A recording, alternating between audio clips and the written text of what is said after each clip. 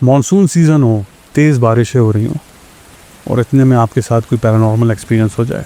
लोग कहते हैं और कुछ लोगों का मानना भी है कि जब बारिशें होती हैं और ये मॉनसून सीज़न आया हुआ होता है तो पैरानॉर्मल इंसिडेंट्स इंक्रीज़ हो जाते हैं। अब इसकी क्या वजूहत हैं, मेरे पास तो कोई जवाब नहीं है। अगर आपको कुछ पता है तो कमेंट में मुझे ज़रूर बताइएगा। स्टोरीज़ क्योंकि बहुत ज़्यादा थी तो इसलिए इन स्टोरीज़ को 2 पार्ट में कवर किया है। ये पार्ट 1 है, तो तैयार हो जाएं ख़तरनाक मॉनसून हॉरर स्टोरी सुनने के लिए।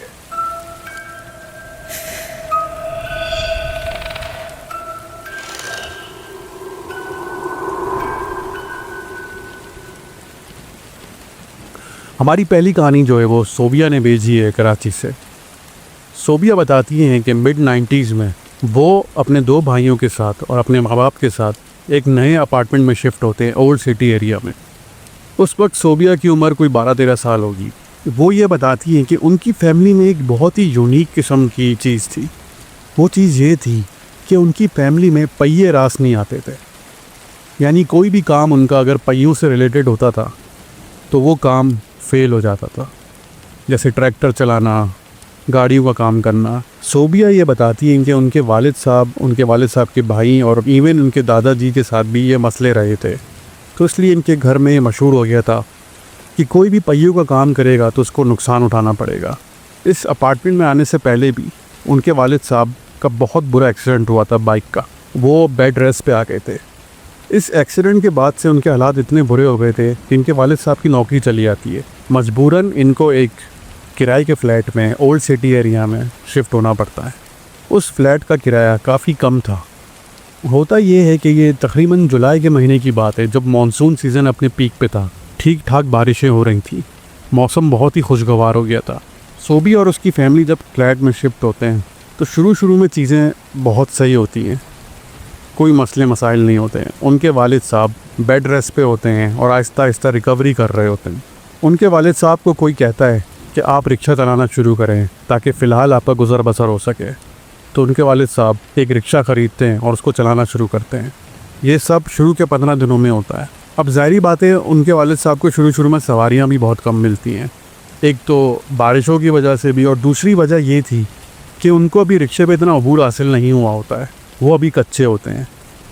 सोबिया के जो वालिद साहब थे वो अपनी फैमिली के अखराजात बहुत मुश्किल से पूरे कर रहे थे। शुरू के 15 दिन इसी अफरा तफरी में निकल जाते हैं।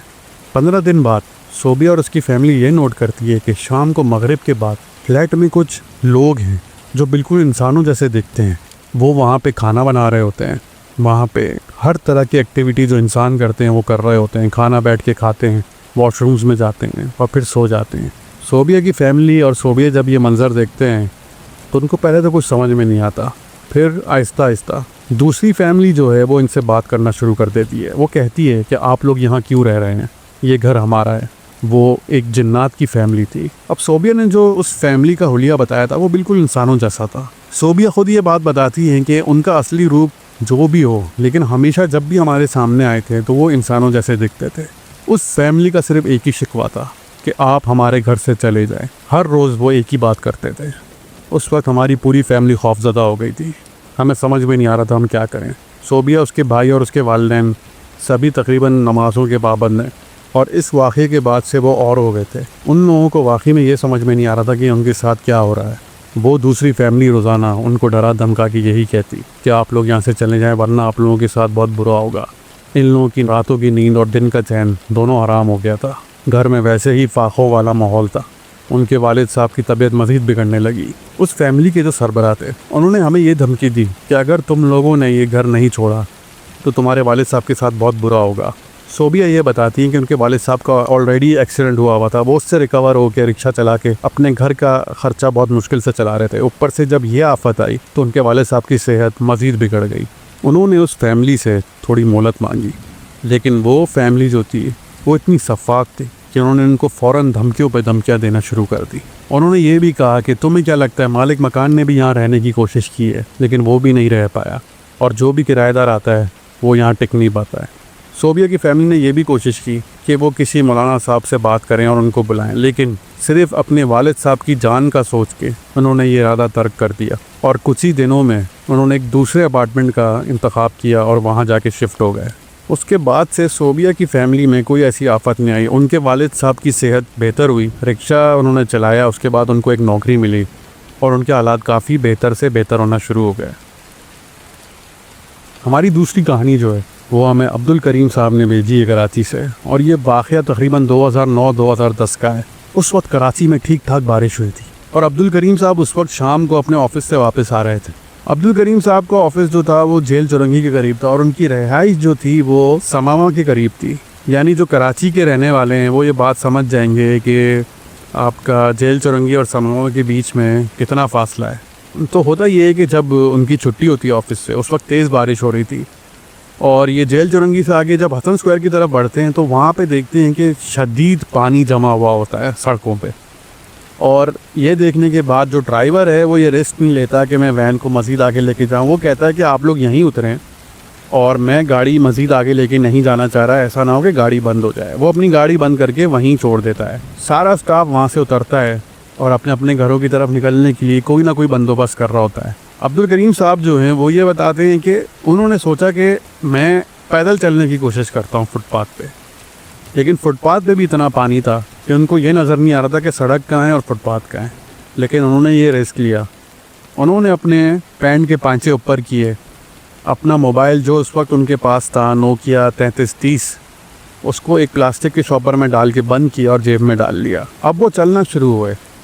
اب وہ یہ بتاتے ہیں کہ اس وقت تقریباً مغرب ہو گئی تھی اور اندھیرا ہونا شروع ہو گیا تھا, اور جیسے جیسے وہ حسن اسکوائر سے نیپا کی طرف جا رہے تھے اندھیرا بڑھتا گیا, اور اسٹریٹ لائٹس بھی آن نہیں ہوئیں کیونکہ لائٹ چلی گئی تھی پورے علاقے کی. اب سب سے بڑا ڈر جو ہے وہ یہ ہے بارشوں میں کہ آپ جہاں چل رہے ہیں وہ سڑک ہے یا آگے کھڈا آ جائے, آپ کو کچھ نہیں پتا, کیونکہ پانی کا لیول برابر ہوتا ہے, تو اگر کھڈا آ بھی جائے تو آپ گر سکتے ہیں. تو وہ اپنے قدم بڑے دھیمے دھیمے طریقے سے رکھ رہے تھے. اچھا, اس وقت ہلکی سی روشنی ہوتی ہے, کچھ جگہوں پہ فلڈ لائٹس لگی ہوئی ہوتی جس کی وجہ سے ہلکی ہلکی روشنی ہوتی ہے.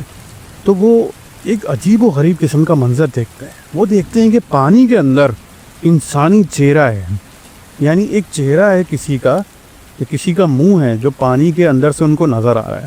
اب وہ جب اپنا ہاتھ لگا کے دیکھتے ہیں تو اس وقت کچھ نہیں ہوتا. تھوڑا سا آگے چلتے ہیں تو ان کو پھر ایک اور چہرہ نظر آتا ہے پانی کے اندر. ایسا لگ رہا تھا کہ کوئی پانی کے اندر فلوٹ کر رہا ہے, لیکن اس کا دھڑ نہیں ہے, صرف منہ ہے اور آنکھیں بند تھی.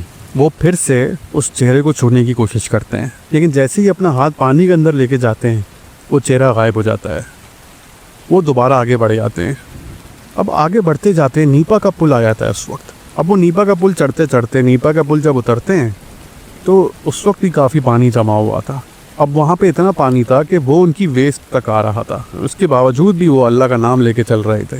وہ چلتے چلتے آگے جاتے ہیں, پانی کا لیول تھوڑا سا کم ہوتا ہے, تو وہ پھر دیکھتے ہیں کہ ایک چہرہ ہے پانی کے اندر, اور اس بار وہ چہرہ ان کو دیکھ رہا ہوتا ہے. اس چہرے کی آنکھیں کھلی ہوئی ہوتی ہیں. اب وہ چہرے کا جو ڈسکرپشن انہوں نے بتایا وہ ایسا تھا کہ بالکل سفید, اور آئی بروز تھی نہیں, آنکھیں, ناک, کان تھے, کوئی بال نہیں تھا چہرے پہ, بس ایک عجیب و غریب قسم کا چہرہ جس پہ کوئی ایکسپریشن نہ ہو, وہ آپ کو دیکھ رہا ہے. اس چہرے کو دیکھنے کے بعد وہ فوراً اپنی نظریں سیدھی کر لیتے ہیں اور تھوڑی دیر کے لیے ایک جگہ رک جاتے ہیں. اب ان کو سمجھ میں یہ نہیں آ رہا ہوتا کہ یہ چہرہ ان کو بار بار کیوں نظر آ رہا ہے. پریشان ہو جاتے ہیں, ان کا دماغ معاف ہونا شروع ہو جاتا ہے. ایک تو بارش نے ویسی پریشانی کریٹ کی ہوئی ہوتی ہے, پلس ایک چیز یہ بھی ہو رہی ہوتی ہے ان کے ساتھ, تو ان کو سمجھ میں نہیں آ رہا ہوتا کہ یہ ہو کیا رہا ہے. پھر وہ جب دیکھتے ہیں کہ پانی کا لیول تھوڑا کم ہوا ہوا ہے, اب فٹ پاتھ اور روڈ کے درمیان ایک نمایاں فرق ہے, تو وہ فٹ پاتھ پہ چلنا شروع کرتے ہیں. اب وہ جو اس بار جو منظر دیکھتے ہیں وہ ان کی زندگی کا سب سے خطرناک ترین منظر تھا. وہ دیکھتے ہیں کہ وہ چہرہ پانی سے اٹھا ہوا ہے, جیسے کوئی بندہ لیٹ کے اپنا سر اٹھا کے دیکھ رہا ہو آپ کو, لیکن نیچے کوئی دھڑ نہیں ہے, کوئی گردن نہیں ہے, صرف ایک چہرہ ہے. وہ اٹھ کے ان کو دیکھ رہے. یہ خوفناک منظر ان کے پسینے چھڑوا دیتا ہے. اب وہ بھاگنا شروع کرتے ہیں. بھاگتے بھاگتے بھاگتے وہ تھوڑا سا آگے آتے ہیں تو ایک بزرگ نظر آتے ہیں ان کو. بزرگ ہٹے کٹے تقریباً 6 فٹ کے ہوتے ہیں. ان سے بولتے ہیں کہ آپ اتنے پریشان کیوں لگ رہے ہو, آپ کدھر رہتے ہیں؟ وہ بزرگ کو یہ بتاتے ہیں کہ میں بس تھوڑا سا آگے رہتا ہوں. اور اسی وقت بارش تیز ہو جاتی ہے. اب ان کو یہ لگ رہا ہوتا ہے کہ میرے گھر پہنچنے کے جو چانسز ہیں وہ کم سے کم ہوتے جا رہے ہیں. کچھ نہیں پتا کسی بھی مومنٹ پہ مجھے کرنٹ لگ سکتا ہے یا کسی کھڈے کے اندر میں گر کے مر سکتا ہوں۔ ایک عجیب سی کیفیت ان پہ طاری ہو جاتی ہے۔ وہ بزرگ ان کو حوصلہ دیتے ہیں اور کہتے ہیں کہ آپ فکر نہیں کریں، میں آپ کے ساتھ ہوں، آئیے میں آپ کو لے کے چلتا ہوں آپ کے گھر۔ تو وہ بزرگ کے کہتے ہیں کہ آپ بیکار میں تکلیف نہ کریں، آپ کو بھی اپنے گھر پہنچنا ہوگا، آپ مجھے چھوڑ دیں، میں چلا جاؤں گا۔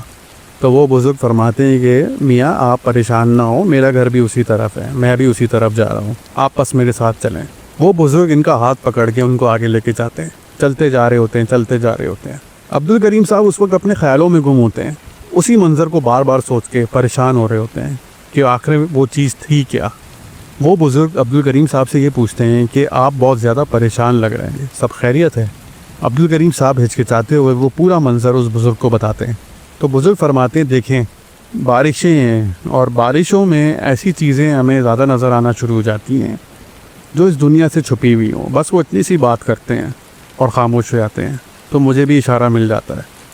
اب ہم خاموشی سے اپنا سفر طے کر رہے ہوتے ہیں۔ ان بزرگ کی جو گرپ تھی وہ بہت مضبوط تھی، جیسے کسی پہاڑ پہ رہنے والے آدمی کی ہو۔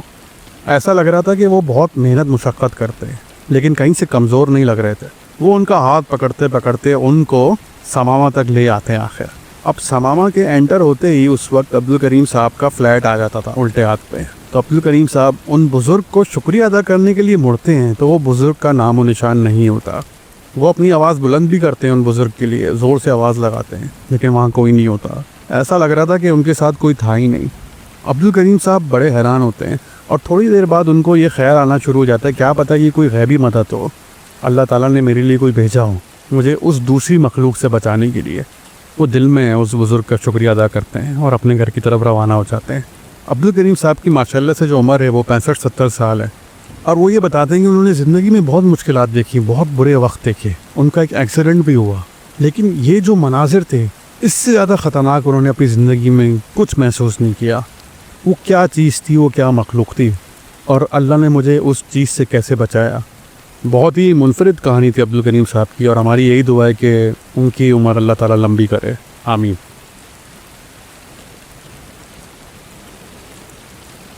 ہماری اگلی کہانی جو ہے وہ حمیرہ نے ہمیں بھیجی ہے کراچی سے۔ یہ بات ہے تقریباً 2020 کے منتھ اگست کی، جب کراچی میں بارشوں کی وجہ سے سیلاب جیسی صورتحال پیدا ہو گئی تھی۔ ٹھیک ٹھاک پانی روڈوں پہ جمع تھا، بہت سے لوگوں کی وفات ہوئی تھی۔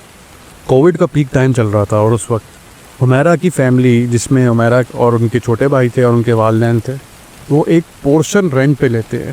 پورشن ہوتا ہے گلستان جوہر میں۔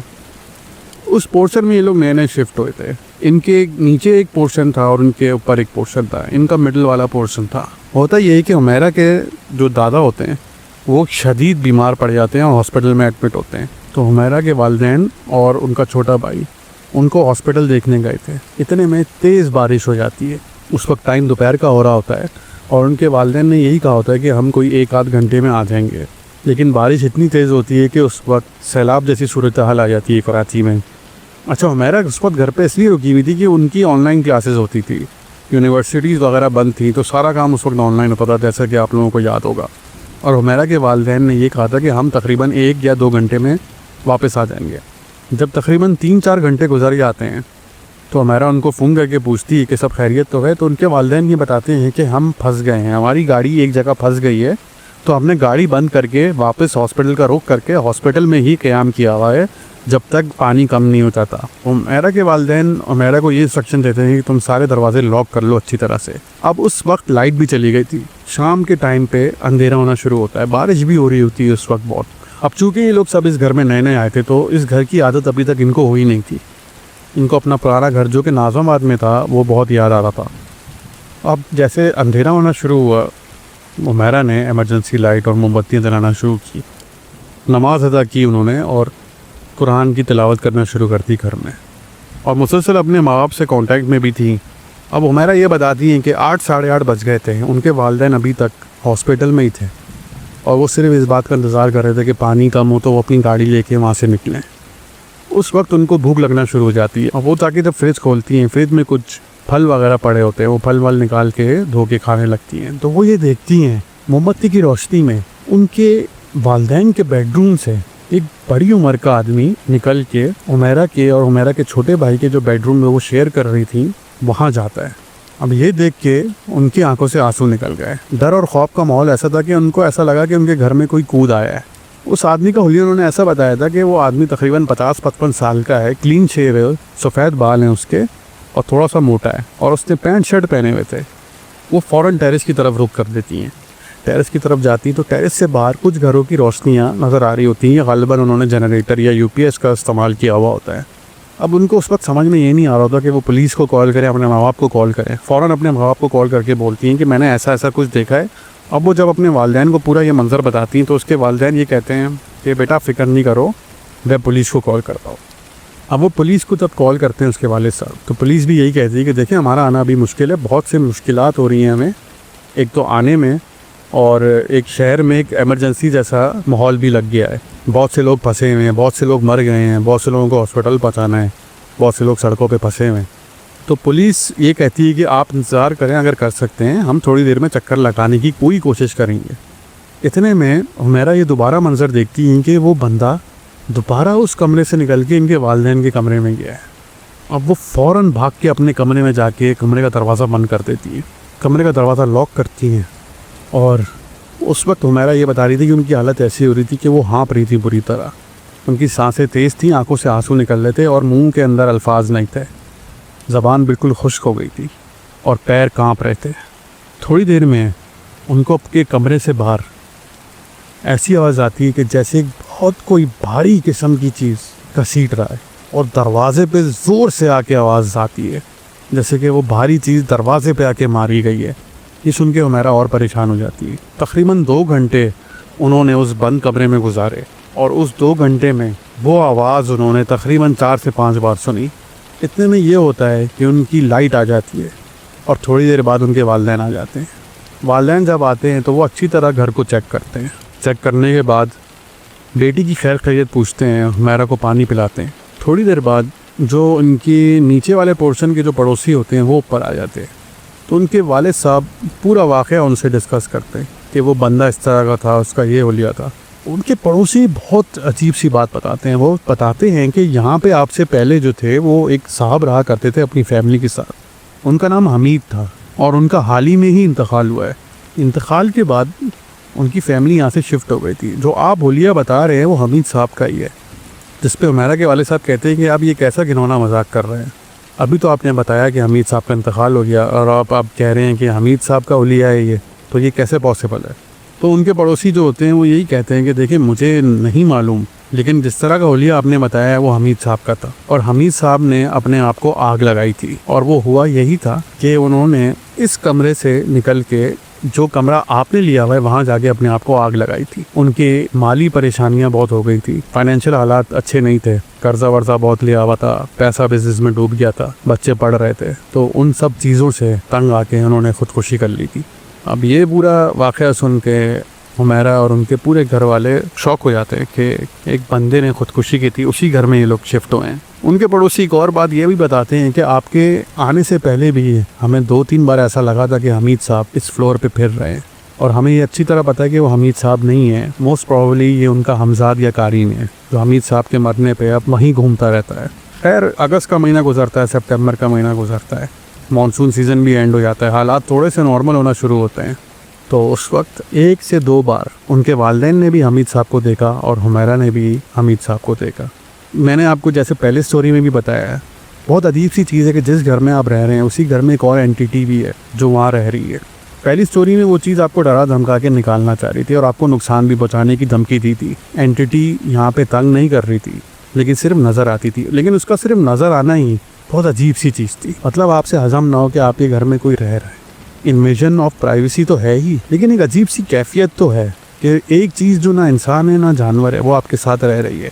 हुमैरा और उसके घर वाले वो घर छोड़ देते हैं और दिसंबर ऑफ 2020 में वापस नाज़िमाबाद शिफ्ट हो जाते हैं। इसके साथ ही आज के एपिसोड को एंड करते हैं। और मैं आप लोगों से ये भी बात एक कहना चाहूँगा कि लाहौर में और पंजाब में बहुत बुरी बारिशें हुई हैं इस साल। मैं वीडियोस देख रहा था तो उसमें पानी ठीक ठाक जमा हुआ है और तकरीबन 11 और 12 लोगों की मौत भी हुई है। बिला वजह घर से निकलने की कोशिश मत करें। इलेक्ट्रिसिटी के वायर्स अगर पानी में गिरे हुए हैं तो उन जगहों पर मत जाएँ, अपना ख्याल रखें। और इसी तरह की एक मानसून सीज़न से रिलेटेड हॉरर स्टोरीज़ की एपिसोड के साथ अगले हफ्ते आपसे फिर मिलूँगा।